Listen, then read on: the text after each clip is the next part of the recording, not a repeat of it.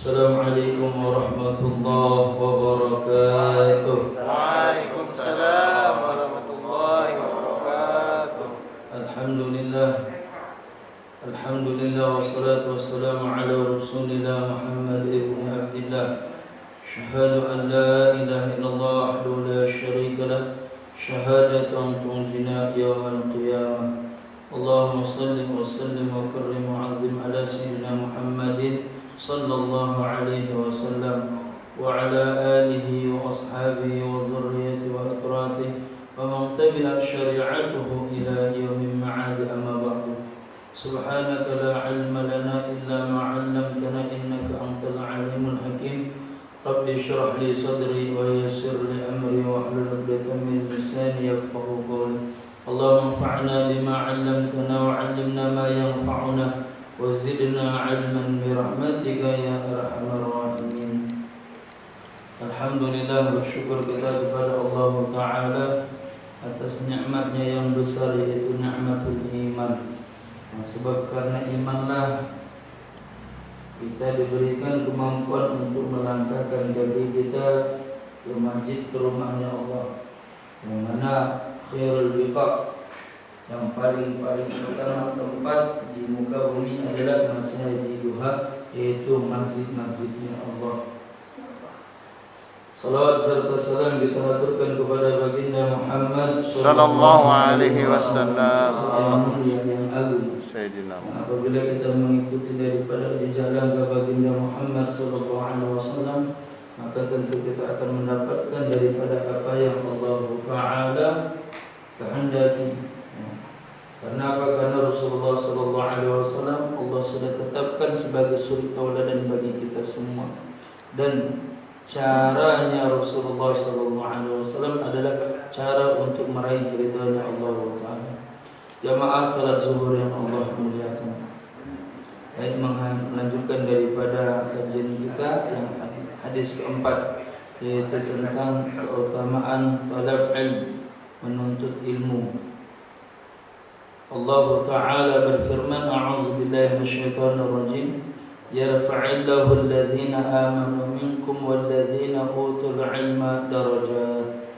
Allah Ta'ala akan mengangkat derajat-derajat siapa di antara kita yang paling beriman dan yang paling diberikan ilmu. Maksudnya yang memiliki ilmu. Darajat yang mana kelebihannya daripada kelebihan hamba-hamba Allah Ta'ala yang ada. Artinya apa? Allah Ta'ala memilih kedudukan orang yang beriman dengan kedudukan yang mulia. Begitu juga dengan orang yang berilmu. Seakan-akan Allah Ta'ala ingin menyampaikan kepada kita, tidaklah orang akan sampai pada derajat iman kepada Allah kecuali ada ilmu yang menghantarkannya untuk beriman kepada Allah. Maka Allah Ta'ala di firman yang lainnya berfirman, innama yakhshallaha min ibadihi al-ulama. Sesungguhnya di antara orang yang paling takut kepada Allah adalah ulama-ulamanya Allah. Kenapa mereka dikatakan oleh Allah yang paling takut di antara hamba-hamba Allah? Karena mereka ya'lamu ma bainal haram wal halal, yang mana mereka mengetahui mana yang halal dalam agama, mana yang haram dalam agama. Bahkan wa ma bainahuma, di antara keduanya, di antara halal dan haram, yaitu perkara syubhat yang Rasulullah sallallahu alaihi wasallam sabdakan, la ya'lamuhu katsirun minan nas, yang tidak banyak orang yang mengetahui perkara syubhat. Ya. Mungkin kalau perkara haram, halal orang banyak tahu, tapi kalau perkara syubhat ini tidak banyak tahu kecuali para ulama. Pantas kalau Allah Ta'ala berfirman, sesungguhnya yang paling takut di antara hamba-hambanya Allah adalah para ulama. Maka karena itu seseorang tidak akan sampai pada derajat iman kecuali ada ilmu yang menghantarkannya.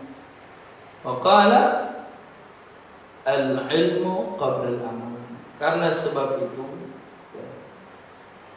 Dikatakan bahwasanya ilmu itu mestinya ada sebelum amal. Ilmu itu ada sebelum amal. Dan Rasulullah Sallallahu Alaihi Wasallam satu hari duduk bersama para sahabat. Ketika duduk bersama para sahabat, Rasulullah Sallallahu Alaihi Wasallam bersabda, "Kuntum fi azman, kalian di masa katsirun minal fuqaha wal qurra, ya, wa katsirun mimman yujib wa minas sa'il." Kama qala Rasul. Jadi kalian, kata Rasul, di zaman yang banyak ahli-ahli fikih, di zaman banyak orang yang ahli fikih, mengerti tentang agama ini secara detail, ya. Kemudian kalian di zaman yang banyak orang hafal Quran, ya. Kalian di zaman yang banyak orang mengerti tentang hukum-hukum agama. Sehingga apa? Banyak yang bisa menjawab perkara agama, tapi sedikit saja yang mau bertanya tentang agama. Kenapa? Karena sudah paham semua. Jadi kalau di zaman Rasulullah SAW, orang nggak ngerti tentang hukum fikih, itu orang asing, aneh gitu. Aneh. Kenapa? Karena bisa dikatakan 99% mengerti fikih semua. Tahu, ya, bagaimana tata cara sholat yang benar, mulai daripada rukunnya, mulai daripada syaratnya, mulai daripada sunnahnya, mulai daripada adabnya, dan yang membatalkannya tahu. Begitu juga, ya, dengan hukum-hukum yang lainnya.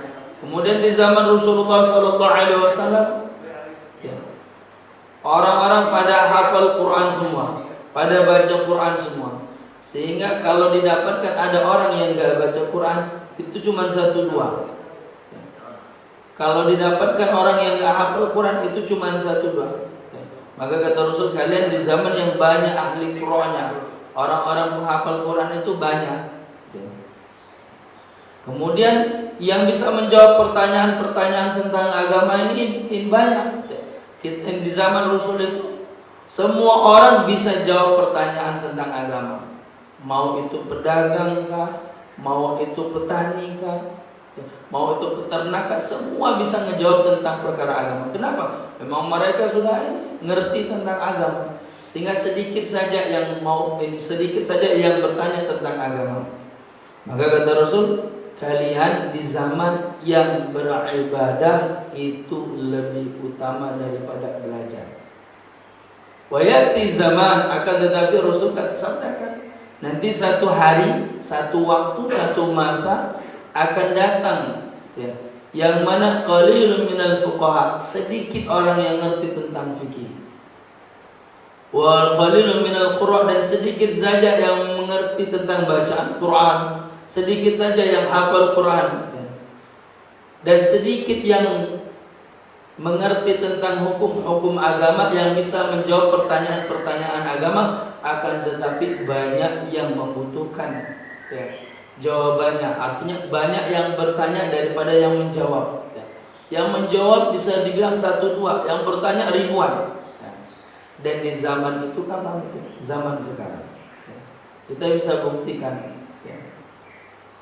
Dan kebetulan Al-Bagir, ya, keliling di bawahnya masjid, dan hampir mayoritas masjid-masjid nggak punya, ya, satu ustadz yang menjadi pedoman di masjid itu, yang akan menerangkan tentang hukum fikih, yang akan menerangkan tentang hukum bacaan Al-Quran, ya.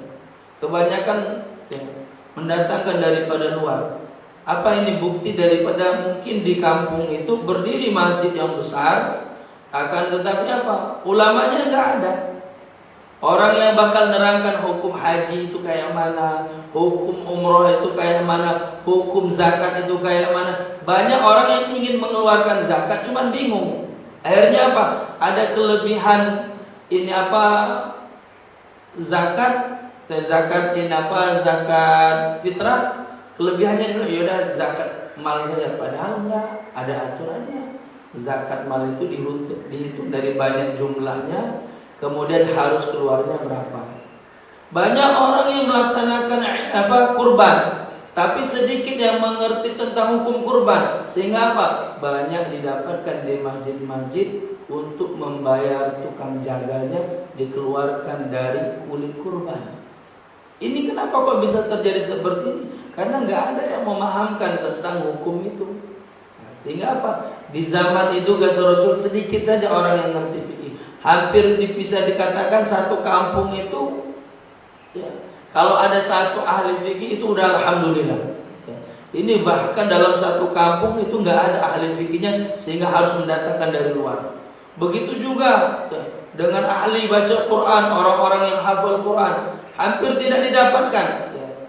Sehingga apa? Banyak masjid-masjid berdiri megah akan tetapi nggak punya imam tetap.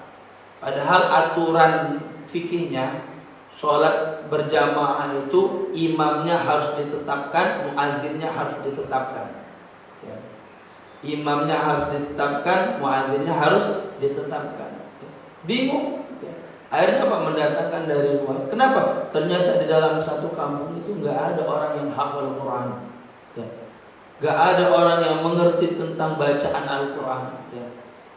Begitu juga di zaman itu kata Rasul, orang untuk menjawab pertanyaan agama ini gak ada, hampir bisa dikatakan gak ada. Ya. Kalaupun ada, memang hanya sedikit saja. Ya. Sedikit saja di zaman itu. Tapi orang yang mau bertanya tentang agama ini banyak. Ya, banyak. Dan di zaman itu kata Rasul, belajar lebih utama dari ibadah. Kalau di zaman Rasul, ibadah itu lebih utama dari belajar. Kalau di zaman itu kata Rasul, di zaman ahli fikihnya sedikit, di zaman orang yang hafal Quran sedikit, yang bisa menjawab pertanyaan-pertanyaan agama itu sedikit, yang bertanya tentang agama itu banyak. Di zaman itu kata Rasul, belajar lebih utama daripada ibadah. Pantas kalau Rasulullah SAW bersabda di banyak riwayatnya, di antaranya yang masyhur kepada Abu Dzar, ya Abu Dzar, li an taghduwa fata'allama baban min al-ilmi khairun laka min an tusalliya mi'a raka'ah.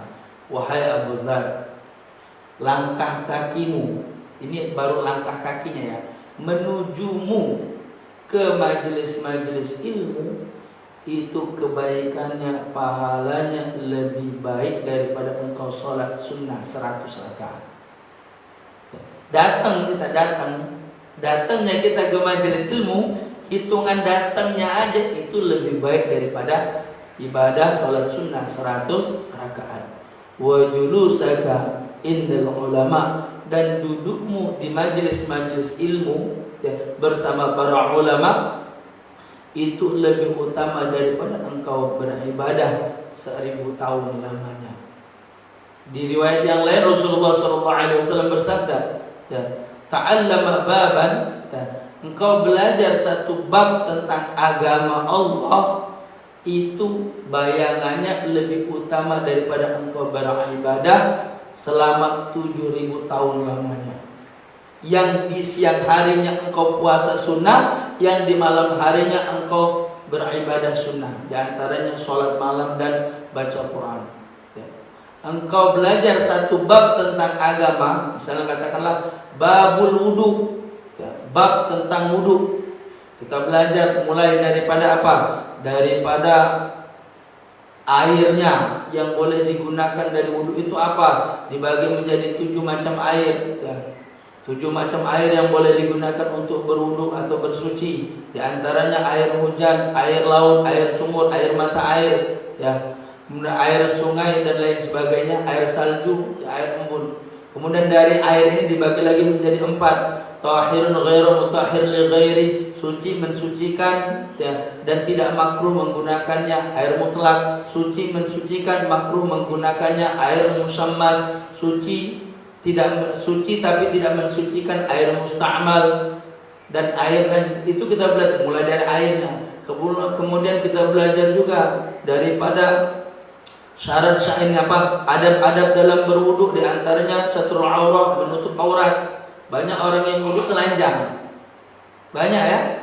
Banyak orang yang wudhu di dalam kamar mandi dalam keadaan telanjang, dan ini nggak ada. Ya. Mulai dari ada wudhu bagaimana? Pertama, menutup aurat. Jadi pastikan aurat kita ketutupan. Ya. Mulai pusar sampai dengkul kita tutupi. Pakai apa? Pakai anduk atau pakai kain. Ya. Kemudian istiqbalul kiblah, menghadap kiblat. Kita belajar ada wudhunya. Setelah kita belajar ada wudhunya, kita belajar rukun wudhunya. Setelah kita belajar rukun wudhunya, kita belajar sunnah wudhunya. Dan sunnah wudhunya ada sunnah muakkad, ada sunnah mustahab. Di antara sunnah mustahabnya kita berdoa di setiap gerakan. Ketika kita membasuh tangan, Allah ja'al ma'a tuhuran. Kemudian ketika kita memasukkan air ke mulut, kita doa lagi, Allah mashkini min ma'i salji wal baradi la yadmu abadan. Ya Allah, minumkan aku di hari yang mana tidak ada minuman dengan air minum daripada telaga Kausar yang tidak akan merasakan haus selama-lamanya. Ketika kita basuh hidung, kita doa lagi. Ketika kita basuh muka, kita doa, Allahumma bayyid wajhi yawma tabyadul wujuh wa taswadul wujuh. Ya Allah, putihkan wajahku di hari yang mana ada wajah-wajah putih benar, ada wajah-wajah hitam benar. Nanti kita di hari kiamat, tepatnya di padang mahsyar, ada wajah-wajah ini nampak, ada wajahnya terang bagaikan lilin, ada wajahnya terang bagaikan lampu 5 watt, ada wajahnya terang bagaikan lampu neon, ada ini wajahnya terang bagaikan lampu jalanan, ada wajahnya lebih terang daripada matahari. Kebalikannya juga, ada orang yang wajahnya hitam, bahkan ada yang wajahnya hitamnya lebih hitam daripada malam tanpa bintang. Wa'iyahudzubillah. Dan ketika kita membasuh wajah, kita diajarkan oleh Rasulullah SAW untuk berdoa. Doanya apa? Ya Allah, putihkan wajahku, di mana hari ada wajah-wajah yang putih, ada wajah-wajah yang hitam. Itu kita doa. Basuh tangan gitu juga. Ketika kita basuh tangan kanan kita, Allah ma'ti kita biyamini, ya Allah berikan catatanku dengan tangan kananmu. Ketika kita membasuh tangan kiri kita, wala tu'tini kita bishimali, jangan kau berikan catatan dengan tangan kiriku. Jadi setiap gerakannya ada doa, namanya sunnah mustahab. Setelah itu, baru kita mengetahui apa yang membatalkan daripada wudu. Belajar kita satu bab tentang agama ini, kata Rasul, itu kebaikannya lebih baik daripada engkau punya umur 70 tahun yang di siang harinya engkau puasa, yang di malam harinya engkau beribadah sunnah. Subhanallah. Penting. Maka pantas Allah Ta'ala berfirman, kalau Allah Ta'ala akan mengangkat derajat orang yang paling beriman di antara kita dan orang yang mengerti tentang agama. Kenapa? Karena orang gak bakal beriman kepada Allah kecuali kalau dia sempurna ngerti tentang agamanya. Kenapa? Karena dalam ibadah pun ada istilah talbis. Di dalam kitab Ihya Ulumuddin ada orang yang melakukan kebaikan tapi hakikatnya bukan kebaikan, malah keburukan. Itu yang disebut dengan talbis. Talbis itu adalah tipu daya syaitan. Kita mengira kalau apa yang kita lakukan itu baik, ternyata itu salah. Salah. Seperti apa contoh ininya yang besar-besarnya apa? Seperti perempuan haid yang baca Al-Quran. Bagus nggak baca Qurannya? Bagus. Cuman karena kalau dalam keadaan haid bukannya bagus, malah dosa. Itu yang disebut dengan talbis. Mengira perbuatan itu baik, ternyata itu perbuatan buruk. Maka sempurnakan diri kita dengan ilmu, kemudian kita sempurnakan diri kita dengan ibadah amal. Ilmu dan amal mesti bergandengan.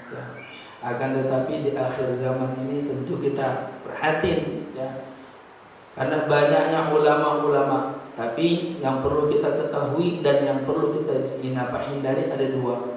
Ada namanya ulama usu, ulama-ulama yang buruk. Ada atau ulama dunia, dan ulama juhala adalah ulama, bukan ulama orang bodoh yang dijadikan ulama. Ya, orang bodoh yang dijadikan ulama. Kalau ulama su ini dia mengerti tentang agama, mondoknya nggak salah-salah, puluhan tahun, ya, hafal Quran, hafal banyak hadis, ya, kemudian mengerti tentang hukum-hukum agama ini. Akan tetapi dia jual agamanya demi mendapatkan dunia. Dia jual agamanya demi mendapatkan dunia. Wahdzarhum, kata Rasul. Kalian hindari dia. Tapi kita nggak boleh caci dia. Kita hindari. Jika ada kebaikan yang dia sampaikan, kita ambil. Jika itu keburukan, ya jangan kita ambil. Nggak boleh kita caci. Kenapa? Karena kedudukannya tetap ulama. Dan yang kedua, orang bodoh yang dijadikan ulama. Idza aradallah, apabila Allah Ta'ala menginginkan ilmu diangkat, Allah nggak angkat ilmu seperti Allah mengangkat pohon dari akarnya, enggak. Tapi bagaimana? Allah matikan satu persatu ulama-ulama, ya. Meninggal ini. Akhirnya apa? Habislah ini ulama. Ya. Ma baqiya illa al-juhala. Tidak tersisa kecuali orang-orang bodoh. Faja'alal ulama minhum, dan mereka mengangkat ulama di antara mereka. Jadi nggak tersisa kecuali orang-orang bodoh. Terus bagaimana? Angkat salah satu dari mereka dijadikan ulama. Nah ini kebanyakan ya, akhir zaman ini. Maka banyak pendapat-pendapat yang itu ya, pendapat bukan atas dasar ilmu tapi atas dasar nafsu, kebodohan, yang mengatakan orang tuanya Rasul di dalam neraka, wa ya'udzubillah. Ya, yang banyak pendapat-pendapat yang istilahnya nggak pantas, bukan dasarnya ilmu tapi nafsu, ya. Dan kalaupun memang ditanyakan tentang ilmiahnya, mereka nggak tahu. Nah ini bagaimana kalau kita temukan ada orang bodoh yang dijadikan ulama? Ini kata Rasul, jauhi dan jangan pernah tahu dan jangan dengarkan apa yang dia katakan. Ya, kenapa? Dhal mudil. Karena dia adalah sesat dan menyesatkan. Terus kita bagaimana ini? Ya. Harusnya duduk dalam majelisnya siapa? Cari ulama-ulama akhirah, ulama akhirat yang memang kapasitasnya ulama, orang berilmu, tapi nggak lain nggak bukan dia mengajak kita kepada akhirat, mengajak kita ke surganya Allah. Wallahu a'lam bishawab. Mudah-mudahan Allah Ta'ala pertemukan kita dengan ulama-ulama akhirah sehingga nantinya dia akan memberikan manfaat buat kita di dunia dan memberikan syafaat kita kelak di akhirat. Allah a'lam bishawab. Kita cukup dengan kafaratul majlis. Ya. Ya, silakan. Waalaikumsalam warahmatullahi wabarakatuh. Ya.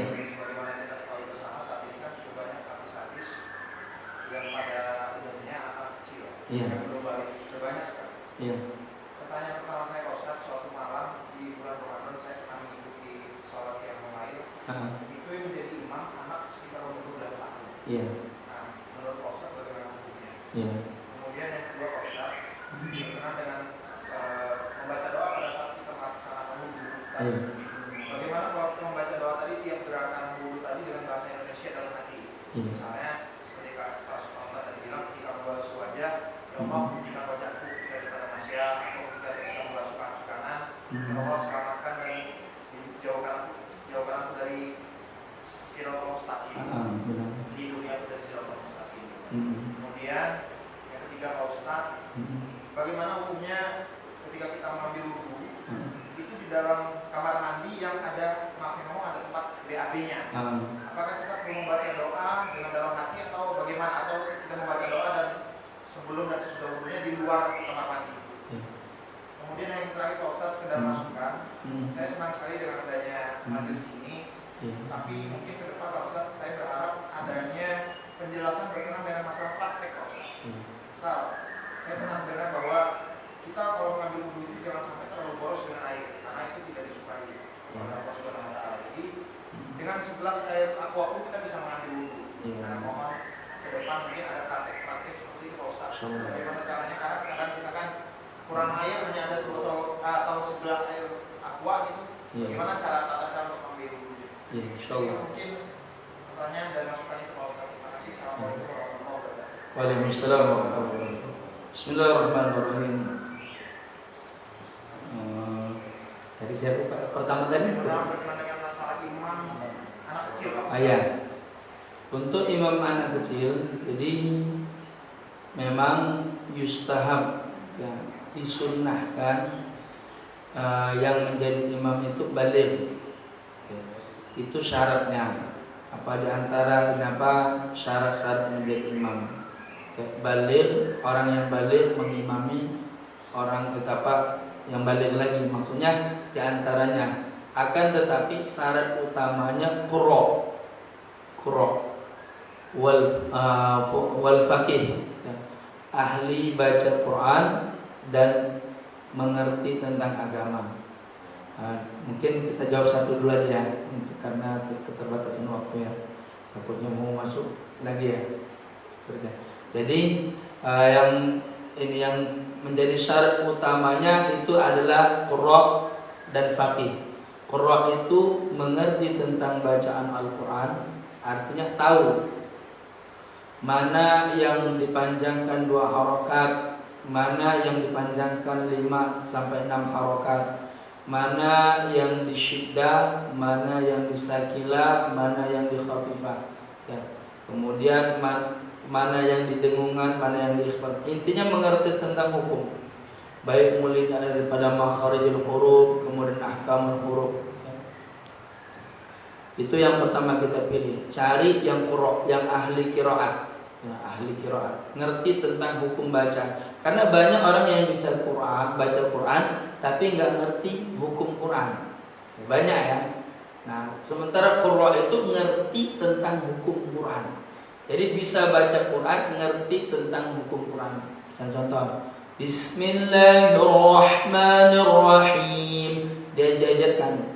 Bis itu hamas, milla lam mufakhafa, ya. Hirra ra tabkhim, kemudian masuk ke hukum alif lam syamsiyah. Rahnya hamas, ma matabi, nir itu masuk ke alif lam syamsiyah. Rahim man arif disukun. Tahu dia kapasitasnya, ini mestinya dihamaskan, ini mestinya ronya ditebalkan, ini mestinya dipanjangkan 2 harokat, ini mestinya dipanjangkan 6 harokat. Kenapa? Sebab karena hukum-hukum ini. Nah, ini yang disebut dengan qurra, ya. Jadi qurra itu bukan bisa baca Quran, tapi ngerti tentang hukum Quran, ya. Kalau cuma sekedar baca Quran, banyak orang yang bisa baca Quran. Itu yang pertama.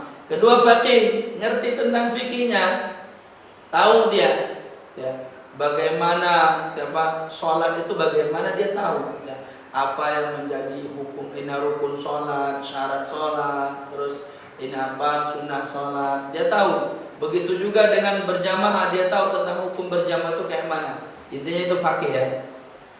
Terus bagaimana kalau dihadapkan dengan 2 orang, satu baligh qurra faqih, satu anak kecil qurra faqih. Yang diutamakan, yang dimajukan adalah baligh qurra faqih.